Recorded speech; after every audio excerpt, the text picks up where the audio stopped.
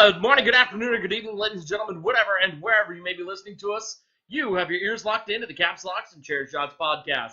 My name is Edward Keene. I am the host of these festivities, and let's get things underway. Joining me, as always, is the muscle of the podcast, future MMA champion and voice of all of Southeast Asia, the one, the only, the Jaime. What's up, wrestling fans? Long time no here. Let's get things started. And also joining us is my tag team partner, my arch nemesis and my very best friend. You know him, I hate him, and you can hear him from around the internet, but this is the only place you're going to hear him talk about wrestling. He is the real Danny D, Daniel Dorrit. What's up, everybody? How is everyone out there? Let's get this show rolling there, Eddie boy. All right, before we go any further, we have to clean up some business. It is a sad day here at Keene Communications, as we are announcing the death of a show. That's right, the Sports Du Jour podcast will be no longer. It'll be absorbed into the Caps Locks and Chair Shots show, the Caps Locks and Chair Shots show. Easy for me to say and not easy for you to hear. That's right, so from now on, we're going to be talking about wrestling, as we always do. After all, that is why we're here. But we're also going to be talking about sports, everything that is anything in and around the sporting world that you can get excited about. You're going to hear about it here first. And there's a lot to be excited about here today, ladies and gentlemen. We got the Olympics. We got scandals in 3 different sports. The Underwear Olympics is coming up. That's the combine for all you non-sports following people. In the NFL, we got spring training in baseball. We got the trading deadline and all-star break just passing in the NBA. The trading deadline coming up in the NHL. Playoff races are heating up. Everything's going crazy. And as always, we are on the march to WrestleMania. But before we jump into everything else, let me ask a question for both of you. Jaime, Dan, have you guys seen the movie Major League? 1989, starring a host of characters. Have you guys seen it? Absolutely. Jaime? Yes, seen it once when I was a kid, yeah. Okay, well, let me break down for you guys, or for Jaime, they can't remember what's going on. Basically, Major League is the story of the 1989 Cleveland Indians. What happens in this movie is Donald Phelps, the longtime owner of the Indians, dies, and his Vegas showgirl wife, Rachel Phelps, she inherits the team. She decides that she is going to dismantle the team piece by piece to the point to where the Indians will draw less than 800,000 people. She'll be able to move the team to Miami, get a 75,000-seat stadium, a mansion in Boca Raton, Florida, and exclusive membership into the Boca Raton Golf and Country Club. Basically what happens, she brings in Jake Taylor, played by Tom Berenger, who is an out-of-shape catcher with bad knees and a bad shoulder.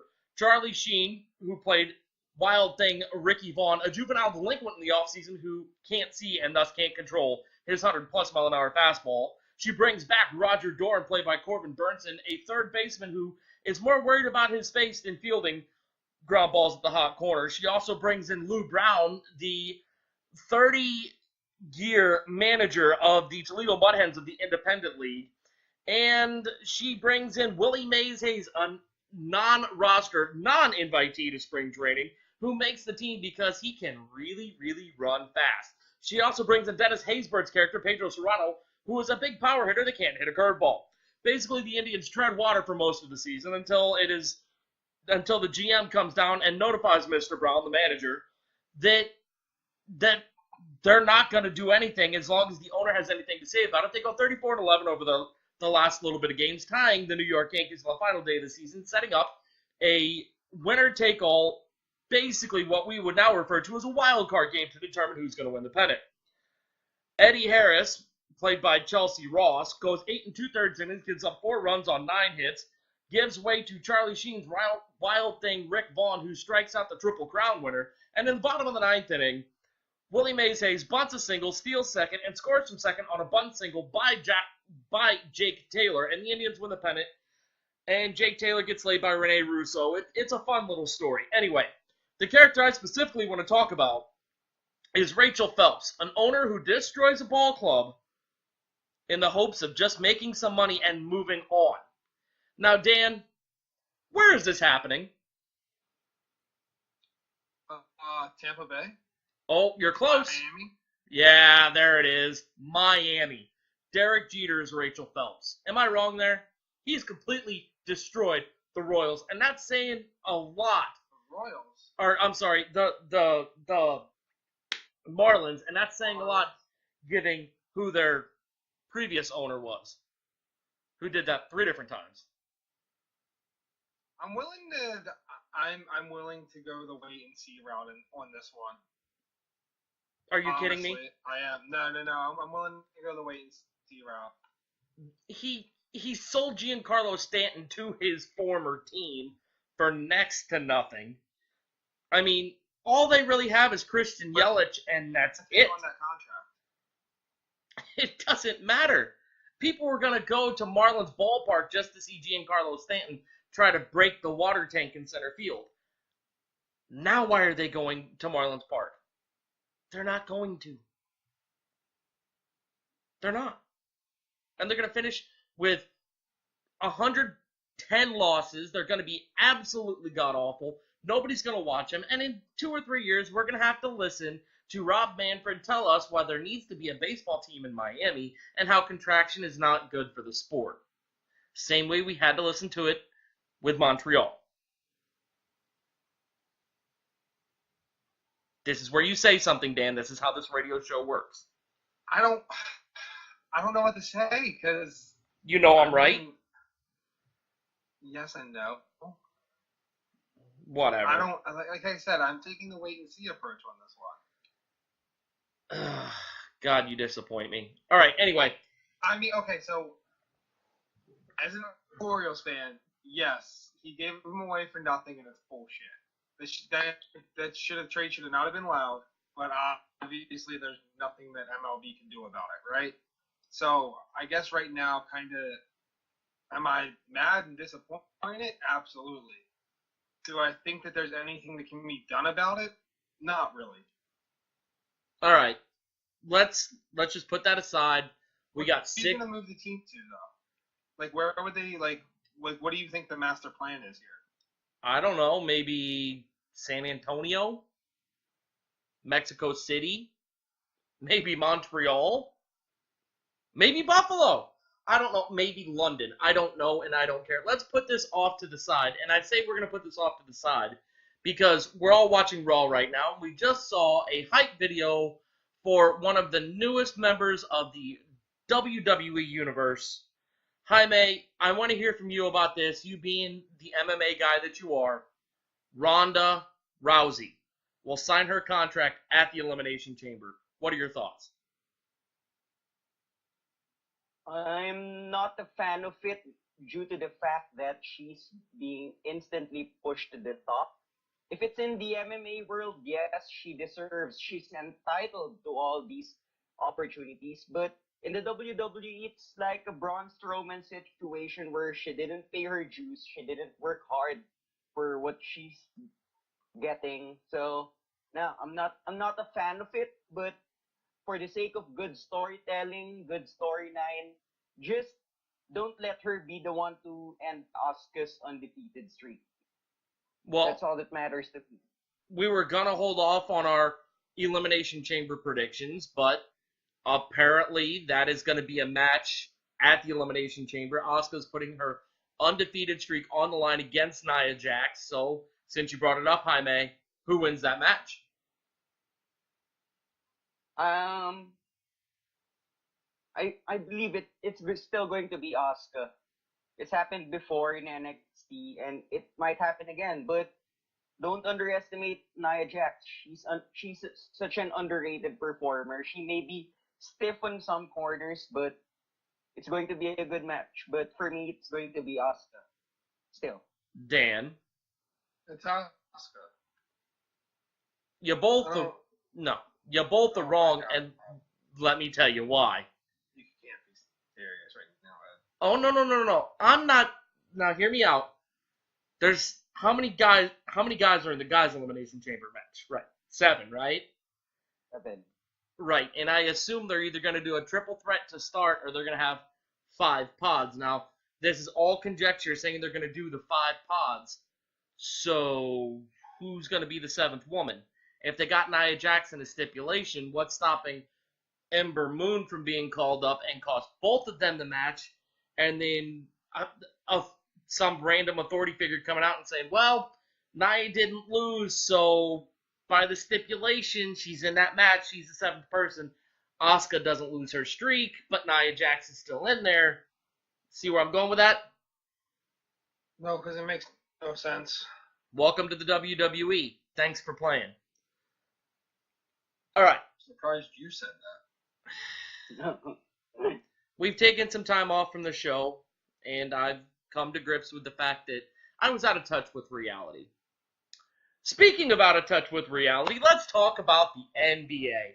And you know what? For once, we're not going to talk about somebody who should be shutting up and dribbling, because we're not into politics at all. And if LeBron wants to talk, and he wants to get in a Twitter feud with Fox News, I'm all for it. It makes for interesting radio on ESPN, but this is not ESPN. We're going to talk about things that are relevant. All right. So the trading deadline came and passed. We saw the Cleveland Cavaliers get a brand new team around LeBron James. Dan, did they do enough to get to the finals? Yes. They're better than Toronto right now. Yes. They're better than Boston. Yes. They're better than the Knicks. I don't have to answer that. If Porzingis was there, I mean, poor guy. Yes, they would still be better than the Knicks. I still wouldn't have to answer that. But I will amuse you at least. I will amuse you that, yes, even with Porzingis, yes. Okay. I even amuse that. Jaime, basketball fan at all? Yeah. Okay. Kevin Durant dropped 50 in the Warriors' final game before the All-Star break, and the Warriors lost. Now, being the fact-checking guy that I am, let's see where the Warriors sit. Ooh, not in first in the West anymore. Reason to worry in Golden State, yes or no? Yes, because the biggest enemy of Golden State right now are themselves individually. Because it's only Kevin Durant who's making an effort to be such a complete player. The all-stars in that team used to be complete players. Steph Curry can defend, can pass, but now all he wants to do is three-point shots. Klay Thompson, a good defender, aside from being a good shooter, he dropped the defense for your three-point shots. The only well-rounded player there is Kevin Durant, because for Draymond Green, his main bread and butter is defense. So, yeah, that's my opinion on them. Dan, do you agree? Jaime, you're completely wrong. Tell him why. These guys don't need to finish anywhere. They can finish fourth. It doesn't matter. They're the best team in the league. They have 3 of the best players in that team. They have 3 of the top 5 players in the league. Possibly 4 out of the top 10, depending on where you rank Draymond. It doesn't matter where they finish. Home court advantage can be a big deal in the playoffs, but when you're a team that good, they could easily sweep on the road. They can sweep the Rockets. And the Rockets are a hell of a team. Okay, hear me out here. When I said the biggest enemies themselves, they're becoming too reliant on a three-point shot that can be defended. So, pretty much give them a few more bumps, and they're going out of their comfort zone. And, yeah. I hear you, but I completely disagree for the simple fact that they are the best team in the league by far. It's going to be fun watching them play the Rockets, but it doesn't really. They have nothing to worry about. That might go 7 games. It should go 7 games when you have a team like the Rockets playing a team like the Warriors. But I think the Warriors pull that series out. As much as I would love to see 2 different teams in the finals, I think after the trading deadline, we're getting the same exact 2 teams in the finals that we got the past 4 years, basically. Okay. Maybe 4 years. All right. Fair enough. Let's play a little true or false game.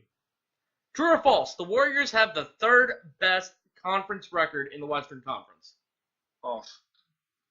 False. That is actually true. Ahead of them are the Minnesota Timberwolves, who are 27-10, and the Houston Rockets, who are 26-8. The Warriors are 25-11 in the Western Conference. True or false? Oh, okay. I see what you did there. Ah-ha-ha. I see what you did there. You wanted to see how close attention we were paying to your question. There you go. True or false? The Warriors have the best record away from the Oracle Arena of anybody in the Western Conference. That's probably true. Jaime? Yeah, That is that's true. They have played one more away game than the Houston Rockets have, and that was a win. They are 22-7 away from the O, and the Houston Rockets are 21-7. True or false? The Warriors have the best home record in the Western Conference. Oh. False. Who's ahead? Rockets. That's one. There's two others. Spurs? Spurs are two. Spurs. Who's the third? And Timberwolves. No, I feel like it's going to be some obscure team. Some team that, like, is it OKC? No, it's the Minnesota Timberwolves. Oh, you're right. Oh, yeah. The I felt Warriors like are that third one was going to be a trick one. I thought about it too much. the Warriors are 22-7. Ahead of them are the San Antonio Spurs, who are 22-6, technically a half a game ahead of them. The Houston Rockets are a full game ahead of them at 23-6, and the Minnesota Timberwolves have the most home wins of any team in the Western Conference. They are 24-7. Sadly, they're 12-18 on the road. Actually ahead of them. Yeah. Surprisingly. Crazy as that sounds. All right, let's move on. Let's go back to some wrestling. You know, we talked a little sports. Let's embrace our inner nerd here. Okay, now this idea was brought to me by actually one of my kids. We're going to each pick 2 comic book characters. We're going to make them a tag team. Any 2 comic book characters from anywhere, across any platform, anywhere. And then we're going to get wrestlers to pick them, and then we're going to put the wrestlers in a match. So, Dan, give me 2 comic book characters. In light of the new movie, Black Panther. Okay. And one of my personal favorites, Captain America. Okay. Jaime? Iron Man and Captain America. Oh, no, you can't have Captain America. Dan's already got it. Pick again. Oh. Damn it. Iron Man and I'm going, let's say, with Spider-Man. And I'm going to pick the 2 best superheroes, the guys that started it all, Batman and Superman. All right. Jaime, who plays Iron Man? Yep. It's definitely going to be Vince because he's got all the resources, all the intelligence when it comes to the business. And just like Iron Man, Vince is willing to put his body on the line for the sake of business. All right. Jaime's got Vince. Dan, who's Captain America? It's got to be Super Cena. All right. You suck. All right. And I'm going to pick Batman, and I've given this a lot of thought. Batman is Ric Flair. Because Batman never dies. Batman lives forever. I mean, Bruce Wayne has stuck around forever and ever and ever and ever. You go to the Batman Begins thing, he's still there. He was still dressing up as Batman. It's Ric Flair. All right. Dan, who plays the Black Panther?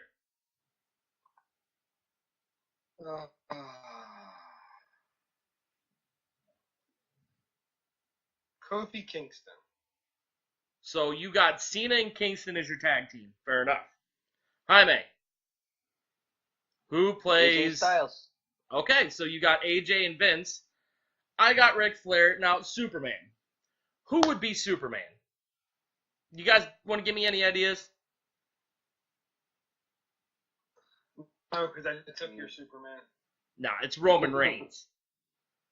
It's Roman freaking Reigns. So I got Roman Reigns and Ric Flair versus Vince McMahon and AJ Styles versus... Who did you have, Dan? Kofi Kingston and John Cena. Yep. Who wins this match? Oh, Kofi Kingston and John Cena. Absolutely not. Next. Absolutely, they do. How do you figure? Kofi Kingston's never been a world champion. I have Doesn't matter. Kofi Kingston. I have 20 world championships. So much. He is the Look, it's in his name, King. And And then I have the guy. I have a robot. Like, you don't beat a robot. yeah, you do. You know how you beat a robot? With a limousine riding. Woo! Jet flying. And so on and so forth. You know how to beat the robot? You need Iron Man to do that. Isn't Iron Man just a robot, though? Like, he's literally just a robot. Yeah, but he's half man and half suit, and he beats robots. Please. I'm saying I win this. Just watch the Avengers. Watch Iron Man 3. All he does is build robots, okay? And they die. They suck. Whatever. By the way, Iron Man... Can we all agree that Iron Man 3 is the worst superhero movie of all time? Probably. Fair enough. It ranks among. Alright. Let's move on. Now that the Eagles have won the Super Bowl, one long-suffering franchise has been put out of their misery with championship gold.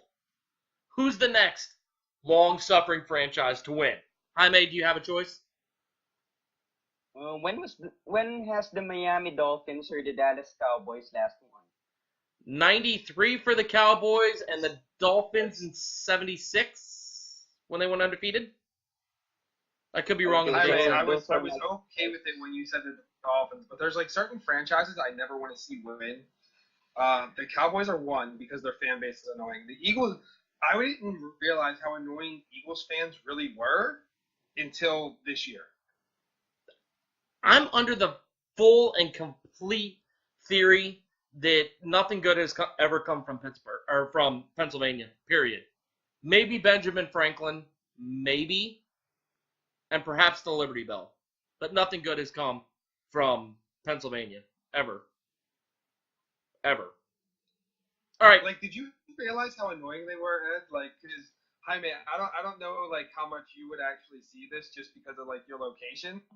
Like, I don't know how many Eagles fans are in the Philippines, but and did you ever realize how annoying Eagles fans were before now? Dan, I live an hour from Pittsburgh and I root for the Cleveland Browns. I have bigger fish to fry than Philadelphia Eagles fans. I live in hell. Pure hell. So I'm assuming no, you don't realize it. Oh, no, dude, yeah, I realize it, and I hate them. I hate them. The whole NFC East, like, I was sympathetic to the Redskins' plight until they refused to change their name. So that's just gone, but the whole NFC East is garbage. The whole NFC West is garbage. The whole NFC South, outside of New Orleans. And even then, if I hear who dat too many times, I'm going to start freaking out. So let's just throw the whole NFC South in there too. And then let's add the cities of Chicago, Minnesota, and Detroit because they're garbage. So Green Bay. Just leave it at that. And Green Bay fans are annoying as well. Oh, no, you can go... you know what? When you root for a team that hasn't raped a city and left them in their wake, then come talk to me. Okay? You guys fired Bill Belichick. That's all I'm saying. Anyway. I mean, it's, you know, when you think about that from, like, a logistics standpoint as well, it's actually terrible considering Bill Belichick's from Annapolis, basically. Yeah. Like, well, we fucked up on that one. I don't want to talk about it because I'm going to get emotional, and I don't need to get emotional. Dan, I need an answer from you, though. I didn't say win a Super Bowl. I just said a long-suffering franchise to win a championship. Who's the next one going to be? Is it the Indians? Is it maybe the Toronto Maple Leafs? The New York Knicks? Who are we looking at? So because I only have one good year left with the Orioles, we're going to say the Orioles. Because we're about to go into another long-suffering drought. I'm not sure that they're suffering, though. I mean, yes, everybody else in that division has won a World Series. Trust me, we're about to... Look, I have one good year left. Jones is a free agent. Machado's a free agent. Scope's probably going to get traded. This is my last hurrah with this team. Well, have you done any research into the origins of the Baltimore Orioles, by the way? They used to be the St. Louis Browns, who literally would pride themselves on setting records for how terrible they could be, who literally put a midget as a pinch hitter in a game. A midget, 3'11" Eddie Goodell, walked on 4 pitches for the I wonder why. for the St. Louis Browns. Yeah, there's pictures. You were trying so hard not to laugh when I said that. It's great. We're trying not to be. What would the word for that be? Heightist? Like being racist towards short people? What's the word for that? Anyway, we're getting sidetracked. So you're taking the Orioles, and I'm going to tell you it's going to be the St. Louis Blues. Not just because I have a Blues tattoo, but because it's been 51 years. They're due. It's either going to be them or the Indians, and either way, one of my teams wins. I'm happy. All right, let's move on. I would be okay with the Indians, by the way. I would be okay with the Indians winning.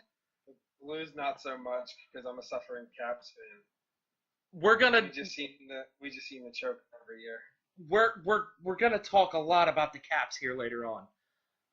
A lot about the Caps. But anyway, let's move on. Let's talk about one of Jaime's comic book picks, AJ Styles. This question was brought up to me by a friend of mine. If AJ Styles retires today, where does he rank as one of the greatest of all time? Top 5. Top Right. 5, yeah. Top 5. He's one of the top 5 greatest of all time. Yep. Wow. No. I can get 10 guys I'll just off the top of my head that are ahead of him right now. Were you talking about WWE, or are we talking about Worldwide, All time. history-wide, time-wide. Oh. top 5? Oh, no. Easily. Top 10 for me. Ric Flair, John Cena, Undertaker, Shawn Michaels, The Rock, Bret Hart, Stone Cold Steve Austin, Hulk Hogan, I don't put Luthez, Hulk up there. not in that particular order, by the way, I don't put Hulk up there, period. Dusty Hulk Rhodes, Harley Race, Terry Funk. That's 13. Just saying, I top 5 all time ever. For me, For me, top 10. Okay, he's paved the way for so many more guys now. did he though? What way did he pave? The little rumble strip that's on Shawn Michaels Boulevard? On the road that Shawn Michaels paved for people? No, the wave of being able to make a name for yourself outside of the WWE and then coming in and being able to continue that legacy with the same name. Isn't that Yeah. the street formerly known as Rey Mysterio Lane? Isn't that exactly what he did? Chris Jericho? Isn't that exactly what he did? Chris Benoit, Eddie Guerrero, Dean Malenko, Perry Saturn, all guys that made names outside of the WWE and came in and had somewhat of a success there. Raven, all of them did that well before AJ Styles even thought about putting on knee pads. Jaime, thoughts? Well, the thing about it is they did it for a big company, but to put a small company and give it such worldwide recognition to the point of being the number 2 promotion, that's something to be given credit for, right? I'm gonna go insane. Are you kidding me? Jericho did it in Japan and then for ECW. Rey Mysterio in Mexico and ECW before moving to WCW made a name for himself with a small company that was nowhere near number 2. It can be argued that WCW became number 2 on the backs of Benoit, Jericho, Guerrero, Mysterio, Malenko. They took a small promotion that was filming a lot like TNA was at Universal Studios a bunch of times at the same time for months of television and made it into a number 2. They weren't the Outsiders, they weren't the NWO, but them undercard matches made WCW what it was. And when the NWO killed off the undercard, that's when WCW spiraled into shit.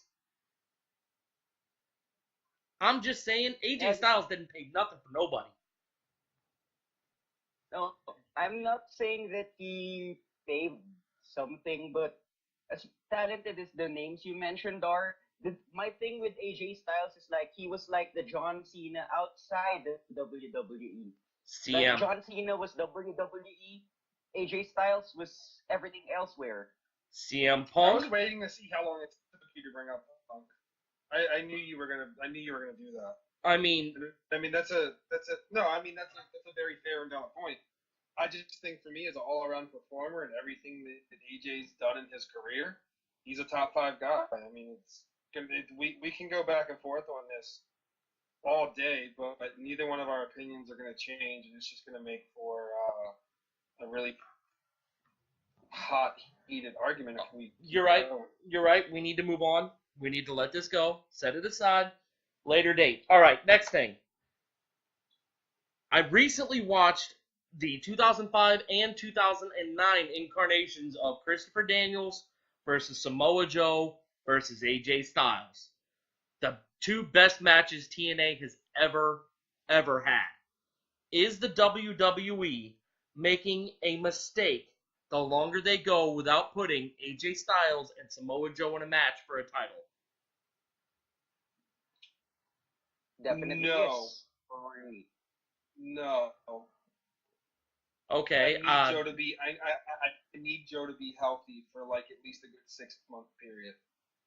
But that's the thing, because times AJ Styles can still go, but for Samoa Joe, I think body-wise, time's running out, judging by the fact of his inability to stay healthy. So you should book that match ASAP before it becomes impossible to do so. Ah, man, but the thing is, regardless of how over Joe is with the crowd, you gotta be able to build that. You gotta be able to build that up in order for that to be a meaningful match. And right now, you can't build that because you can't stay healthy. Okay, fair enough. Now, you said you got to build that match up. Can you build the match up this way? Have a table for 3 with AJ Styles, Samoa Joe, and Bobby Roode, where all they do is rip on TNA. Is that a way to build the match? It end with somebody flinging mashed potatoes in the other one's face, and that's how the match comes to be? I'm not saying the end, but would you watch the table for 3? When I watch it, yeah, but that's not what I would watch it for. I don't feel like that would be a good table for 3, because that's too, obviously those table for 3s, there's definitely some leading going on, but at the same time, that's not what I watch them for. I watch them for kind of the genuine conversation you get to between the guys. I don't know, maybe that's just me. Jaime, what are your thoughts? Would you watch that table for 3? Yeah, I'm going to watch that table for 3. All right, fair enough. We'll get to more TNA stuff here after a bit. But you know what? I promised we were going to talk about the Washington Capitals. And we're going to talk about the Washington Capitals. Now, I know, Jaime, you're not a big hockey guy. Dan, you're not really that big of a hockey guy. But I'm going to pose this question to you because it really bothered me that this question was being asked. Who is a better player, Sidney Crosby or Alexander Ovechkin? Ovechkin. Jaime, do you have any thoughts? No. Okay. Fair enough. Dan, if you don't mind, I'd like to take this. Do you mind? No? Go ahead. Okay. It breaks down like this. Sidney Crosby has 401 goals, and I had the pleasure of watching his 400th goal, a garbage goal against my team, the St. Louis Blues, where if the Blues decided to play any type of defense whatsoever, Sidney Crosby would have been laying on his bitchy little back and not putting the puck in the net. At any rate, he has 401 goals in 843 games. That gives you about a half a goal a game. Alexander Ovechkin has got 592 goals in 979 games, which, by the way, he's going to play his 1,000th game this year. That's pretty exciting. He has 1,100 points, which is only 7 more than Crosby. But the thing that really bothers me is the fact that everybody's saying, well, Sid's better because he's got the 3 championships. And they're right. Sidney Crosby does have 3 Stanley Cups. And that's an accomplishment that should not be sneezed at whatsoever. The one thing you have to look at is every team Sidney Crosby has had, he has had somebody to go with him. He has had a Jaromir Jagr, an Evgeny Malkin, a Phil Kessel. What has Alexander Ovechkin had? He had a very aged Adam Oates, I believe, really early in his career, and that's it. Nobody on this planet can look at me in the eye with a straight face and tell me that Nicholas Backstrom and TJ Oshie are on the same wavelength that Malkin and Kessel are, or that Jagr was on, even late in his career. If you look at the overall individual trophies, Crosby has won 2 Harts, 2 Rocket Richards, and 2 Conn Smythes. Ovechkin's won 3 Harts and 6 Richards. Not to mention, Ovechkin has a Calder, something Crosby didn't get. Now, it goes beyond just that as well. You look at the people that Sidney Crosby has played with. Jaromir Jagr, second all-time in scoring behind Wayne Gretzky. More than Gordie Howe. Hall of Famer? Yeah. You look at Evgeny Malkin and Phil Kessel. If Malkin were to retire today, he's going to Toronto. He's in the Hall of Fame. Because of the way that Kessel left Toronto, he's got to do a little bit more work, but he's probably going to go to the Hall of Fame as well. TJ Oshie, despite what he did 4 years ago against Ovechkin's Russian team, probably not going to make it to Toronto. Nicholas Backstrom is going to have to score a couple hundred more goals to get to Toronto himself. Ovechkin has done this by himself. 1,100 points without really any number 2 whatsoever to help take the pressure off the way that Crosby has had with Malkin and with Kessel. Another thing, if you swap the 2 players and put Ovechkin on the Penguins and Crosby on the Capitals, does Washington win a cup? No. Does Pittsburgh win 3? Absolutely. In fact, they win 5 or 6 because Ovechkin is that kind of transcendent player. But Alexander Ovechkin is overshadowed because he is in Washington. He is on the 5th or 6th most talked about team in the Beltway, where Crosby is on the 2nd most talked about team in Pittsburgh and possibly the 1st when the Steelers aren't playing. But if you look at where Ovechkin's playing at, he's behind the Redskins, he's behind the Nationals, he's probably behind the Wizards. I guarantee you he's behind the Ravens, maybe even the Orioles.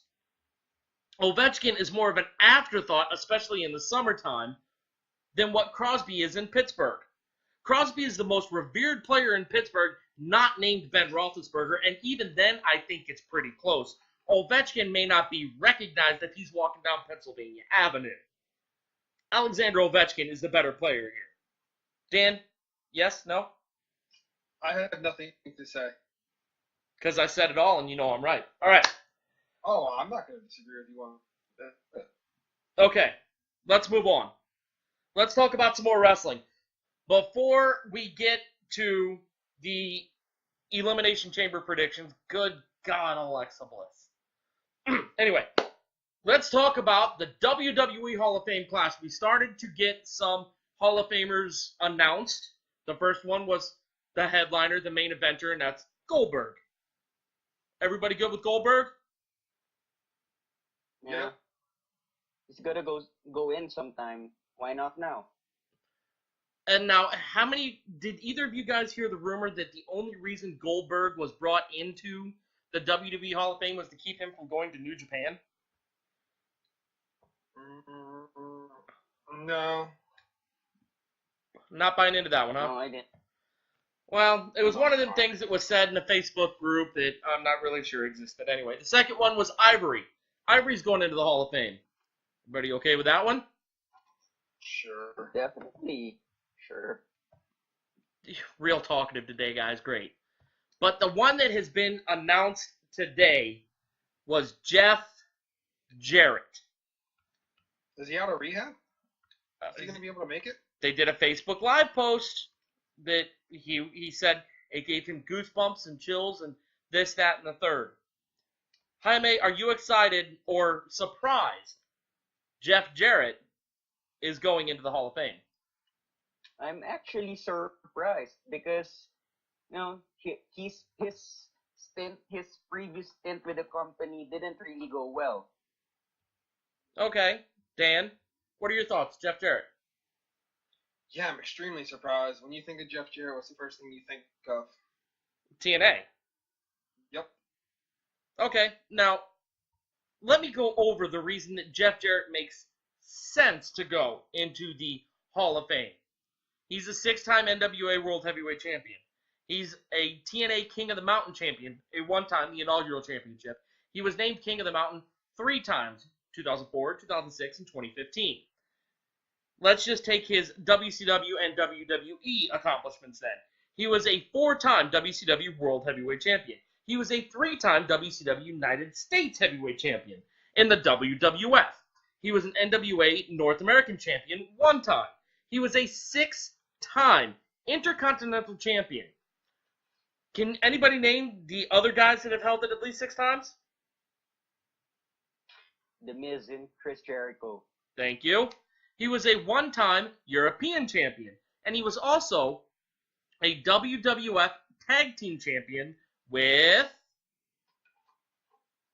Come on. Honky Tonk Man. No. Wait. Forgot.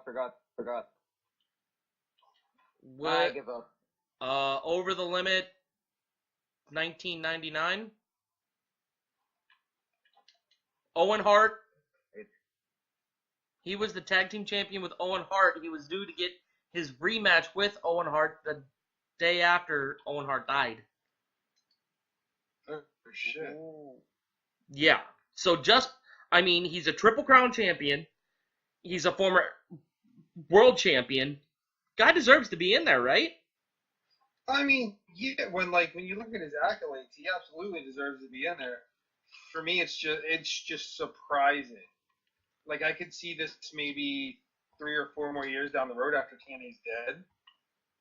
Well, that's the thing. The way I look at it, and I'm pretty sure that I may not be alone here, I think that the WWE is going toward making their Hall of Fame more of a wrestling Hall of Fame, not just guys that have done something for Vince McMahon.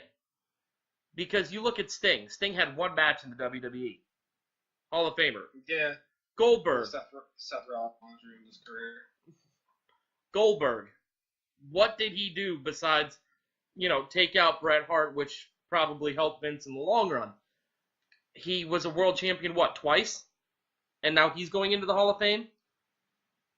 I mean, there's a lot of guys that are in there that maybe don't necessarily belong in there if you take just WWE accolades. I think maybe with Triple H taking more and more control over the company, they're starting to make the Hall of Fame into something that is more of a professional wrestling vice just the WWE. Am I wrong there? I think they should. I don't know if they will. All right, Jaime. They actually do that. Jaime. Who inducts Jeff Jarrett?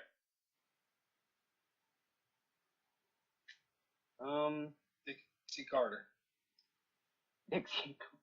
No, probably one of the guitar guys. Maybe Road Dogg Jesse James. He started off as the roadie for Jeff Jarrett. Oh, yeah. But that's a good choice. I'm going to throw 3 names out there that probably make more sense. Jerry the King Lawler because of the Tennessee wrestling connection in Memphis. Then there's the Colonel and I'm spacing on what his last name was, but he was basically Jeff Jarrett's manager, or Deborah, who was also his manager at the time. And then the last one, get ready for this. Are y'all ready? Are y'all sitting down? Kurt Angle. Oh my God, you're an asshole. I mean, it makes sense. One Hall of Famer inducts another. AJ Styles.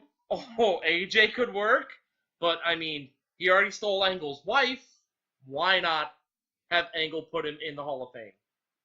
It makes sense, right? It makes sense. It makes sense. No, you're a dick. All right. That's why you're laughing. That's why you're laughing. Yeah, totally. Now, we're going to talk about some scandals right now going on in sports. The first one, Dan, I know baseball is near and dear to both of us. Several members anonymously threatened that they were going to boycott spring training unless some of their cohorts were signed by other teams. JD Martinez just got his big 5-year contract from the Red Sox. Yu Darvish is now off the market. It's only a matter of time before Arrieta gets signed.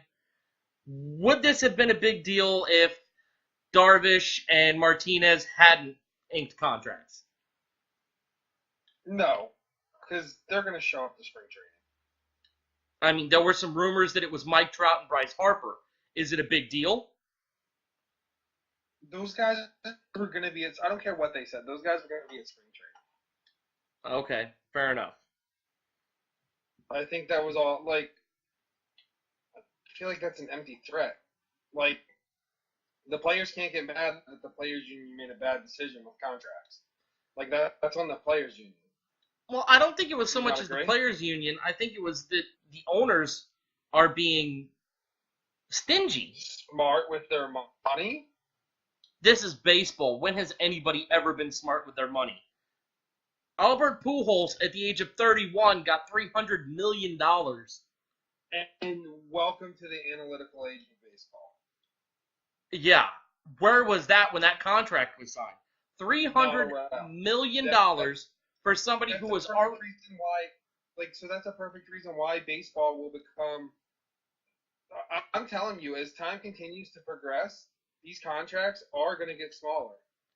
I don't think they're going to get... I think they're going to get smaller for 95% of the roster. But guys like Bryce Harper, guys like Mike Trout, if they ever... Giancarlo Stanton, if they ever see free agency again, they're going to get $500 million. It would not... Harper's going to see free agency, and I'm telling Harper's going to get $350,000. He's going to get what?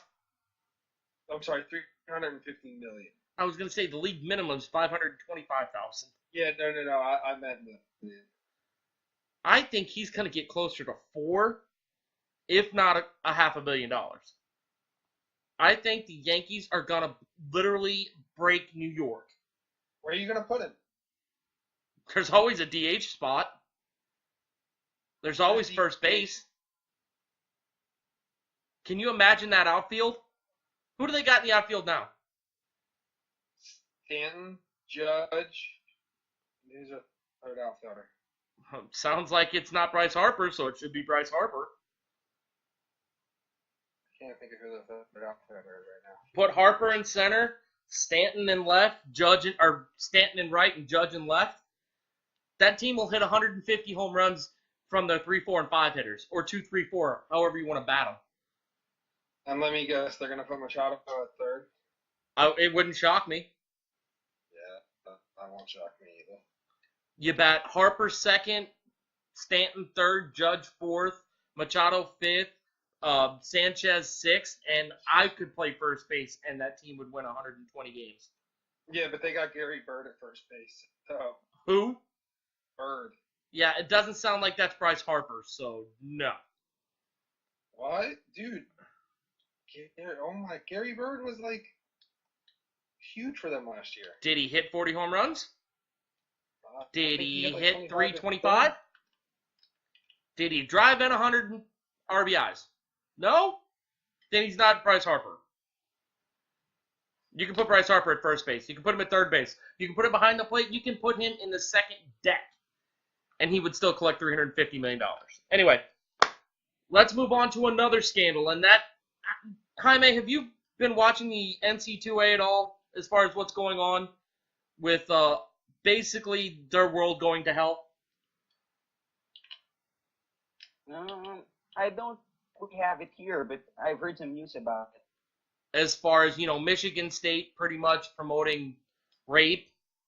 And then, Kentucky and Louisville hiring strippers and escorts.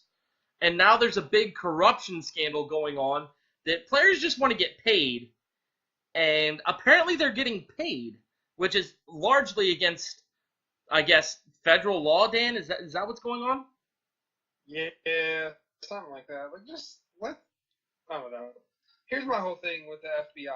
Why are you even worried about this? I mean, it's illegal. Their job is to enforce the laws, and that's a law that's being broken. Man, What would you rather them investigate? terrorism. That's not their job, though. That's the CIA. The different department. Just saying, this is going to be huge. Will this destroy everything? They've already taken our NCAA video games away from us. Will this take away the sport itself? I think that depends on how you look at it. I think college players should be getting paid. I agree, Yeah, too. They should, because they're not even allowed, from what I know, they're not even allowed to receive gifts No, they're over not. the table. No. And the big thing is, if a booster, like say, if I don't know, say I'm a rich, handsome millionaire. God, please let that come to fruition. And say I want to go back to my alma Part of that mater. might come to fruition, but there's also part of that won't come to fruition. What, the rich or the handsome? Handsome. No, damn. Mhm. Well, here's the thinking. Anyway, but say I got a buttload of money and I see this kid walking along the street and I buy him McDonald's because he looked hungry. Well, that kid turns out to be the starting point guard for a Division III team. He could lose his scholarship, his free ride, and maybe his only chance to get an education because I bought him a Big Mac and a medium fry.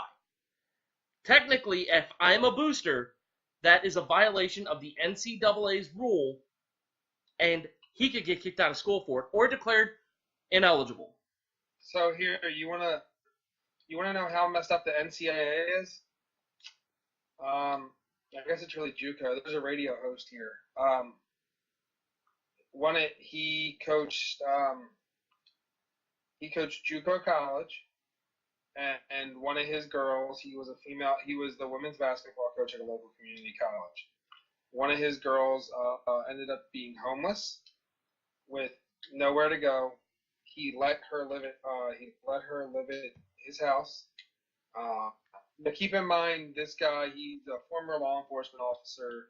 It's not like, and he ended up getting fired because it was a violation of the NCAA or whatever the JUCO is here. I don't know that as far as the lettering. That's ridiculous. But that's how messed up college is, because he let a student athlete live with him because she had nowhere to go and she was sleeping in a vehicle. He had to basically resign from coaching college basketball. That is ridiculous. But that's collegiate sports in a nutshell. You sit there and you look at it, and between football and basketball, the NCAA makes billions of dollars. How many of those go to the student athletes? Anybody? Not much. Zero. None. Zero. None of it. Zilch. I mean, unless you consider scholarships. Yeah. Okay. Sure. Because you can't put a price on a free education, right? Is that where you're going with that, Dan? And the food stipend, the whole $200 a week that they get to eat at the cafeteria, that makes up for the fact that the NCAA can have the Final Four at Jerry's World in Dallas and sell 100,000 tickets for 3 basketball games and make millions of dollars just off the gate alone on the backs of 20 players that saw court time, and yet not a red freaking cent went to them. Where's that money going? It's going in the pockets of the universities that let people like a certain doctor, which we're not going to get into a slanderous thing here by mentioning his name, but let a certain doctor prey on young women in the Olympic program and at their university. That goes straight into their pockets. It goes straight into the pockets of universities that let certain football coaches prey on little boys in their locker room in the state that shares a border with the one I live in. Not going to say where or who. It lines their pockets, and it's disgusting. Hey, did you know there's a train station here in Maryland that's called Penn Station? Yeah, there's also a fast food chain that makes subs called Penn Station. Not as good as Subway, not as good as Jimmy John's, but they're pretty decent. So if there was a train station in Pennsylvania State, would it be called Penn State Station? Well, I think it's just College Station because that's where they play. College Station because it's like Penn Station, but it's where they... Anyway, moving on. Now's a good time. Let's talk about the Elimination Chamber. As I'm looking at it right now, there are 3 matches on the card. Just 3. That's it. Is that enough? No. Jaime?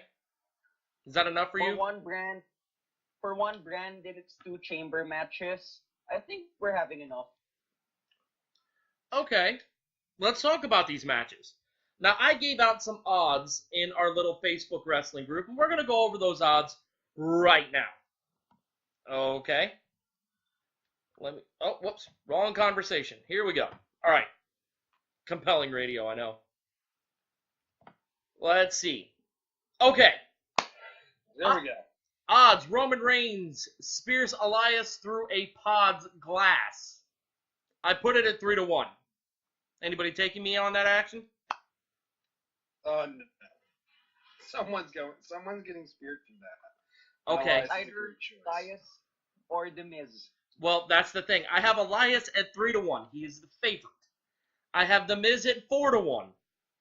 John Cena at 5-1. And Braun Strowman at 10-1. Who's going through the glass? I don't think it's going to be Finn. I don't think it's going to be Seth. Maybe Seth accidentally. I'll put that at 20-1. What do you guys? I'll take the Miz at 4-1. Okay. Odds that Braun Strowman. Oh, I'm sorry, Jaime, go ahead.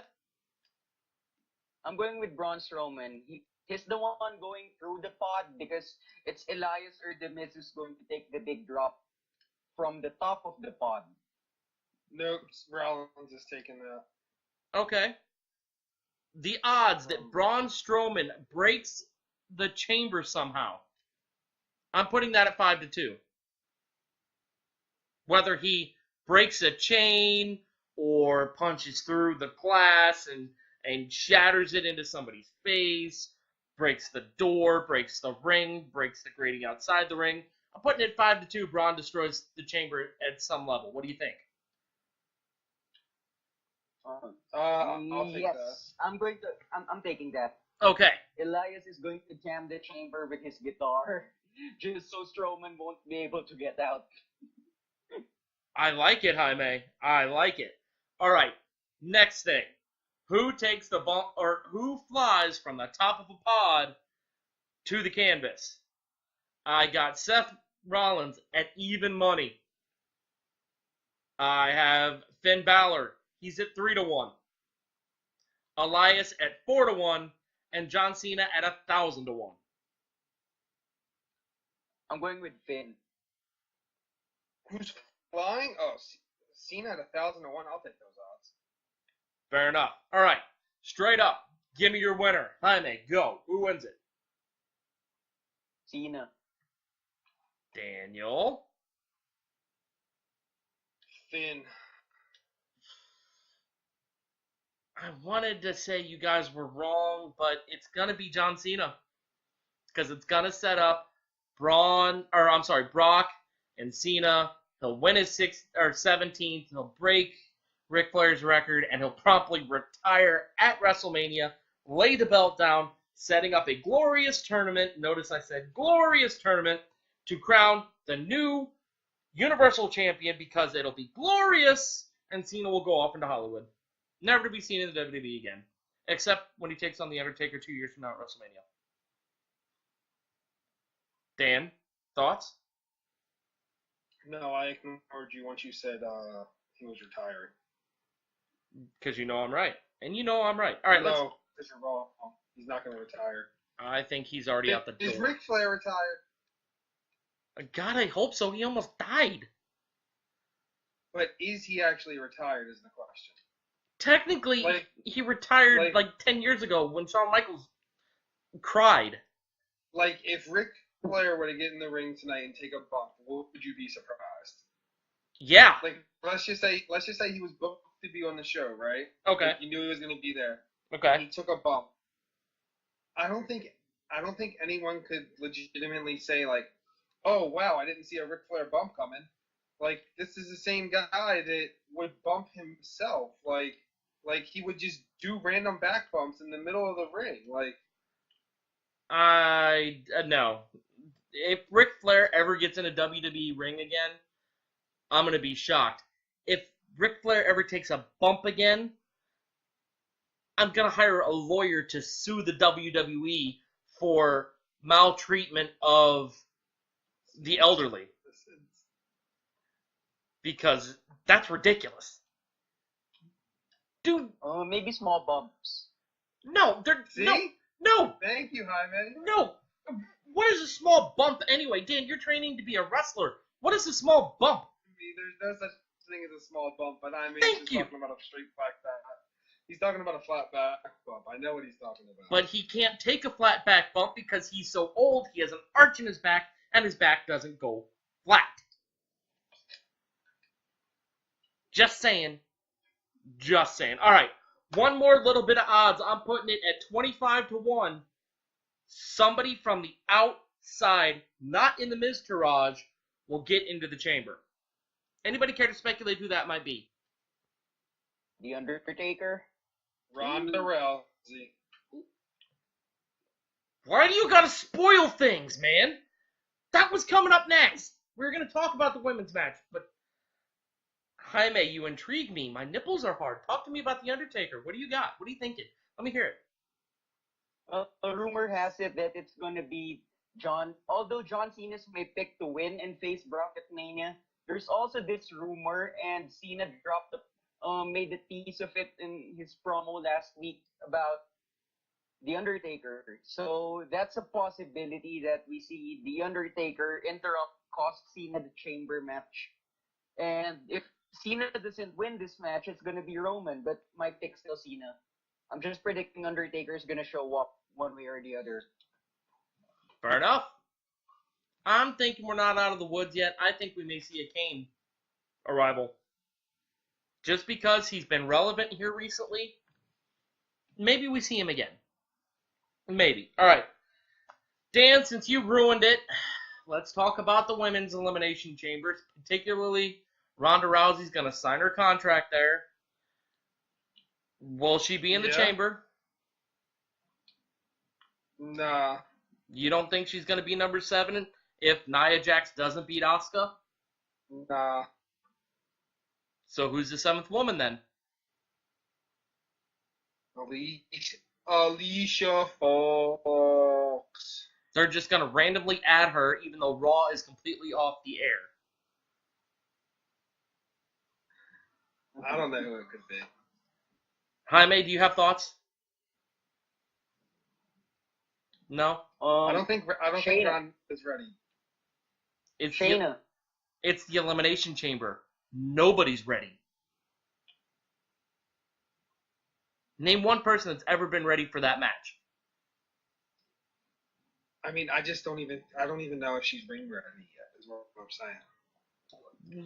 Why do you got to be ring ready to throw yourself into the chain a few times and sit there and have a couple clotheslines on the outside? She could be carried through a match. Especially a gimmick match like this where she's only got to be the center of attention for about a minute and a half in 20 to have a good showing. She's not losing her first match. I'm not. She's in that match. She's winning. Okay. Where's your argument? She's not winning the title. I mean, I feel like Why? I Why? don't know, man. Why wouldn't she win the title? They are. I mean, She's gonna be on Raw, so she's. look at who the undisputed champion is now, Brock Lesnar. When was the last time we saw Brock in the ring? When was the last time we saw Brock in the ring do something that wasn't a suplex or an F5? Or a Kimura? It's been a while. And you can't tell me Ronda Rousey can't do... Yeah. You can't tell me Ronda Rousey can't do those same 3 moves that are pretty much predicated on the person you're doing them to? I'm just saying, I wouldn't be shocked if she was a surprise entrant in the match and then won it. But I could be wrong. All right, let's get our official predictions. Dan, since Jaime went first last time, who wins this match? Alexa Bliss. She retains. Yep. Jaime?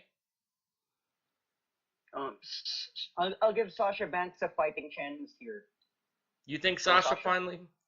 Now, the question, if Sasha does win this match, how long does she hold the women's championship? Is it a week?